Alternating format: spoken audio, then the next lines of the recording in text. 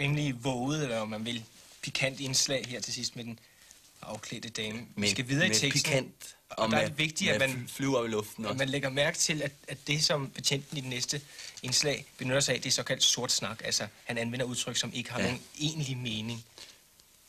Ja.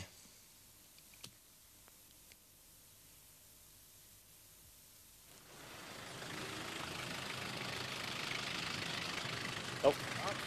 Det er politiets trafikkontrol. Jo. Vi vil godt lige have jer ud af bilen, eller i hvert fald dig ud af bilen. Bilen kan bare blive siddende.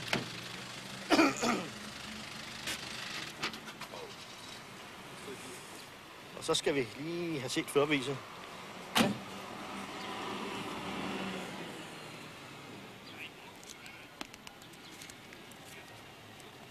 Er du sand med førerbeviset?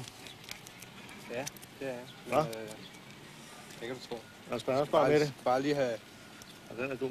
Husk, hvor jeg har lagt det henne. Ja. Og hvordan har vi med dækkene, når den sande? Hvad siger du? Når den sande med dækkene? Ja. Det er fint. Altså, bremsen, den er splinter ny. Ja, vi skal lige have prøvet håndbremsen. Prøv lige at løfte i døren, så vi kan se, om det hænger ordentligt fast sammen. Prøv lige at løfte lige op og ned, så hængserne sidder ordentligt fast. Eller... Ja, fint. Lidt mere. Tag... Skal jeg tage hårdfat? Ja, hårdfat. Brækker jo dig, eller? Nej, sådan der. Fint. Sådan. Og hvor skal I hen? Ja, jeg skulle se, om jeg kunne finde et sted, hvor jeg kunne holde, og så melde mig klar i den zone, ikke? Ja. Altså, nu er jeg klar i zone K, ikke? Altså, det er City her. Og sinde med det, ikke? Hvad siger du? Så var han sinde med hele turen. Ja.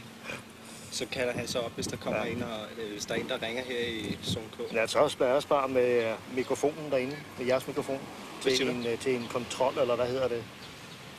Til et omstillingsbord. Ja, vi har en central. At der er spørgespor til et omstillingsbord. Ja. Ja. Det lyder meget fornuftigt. Ja.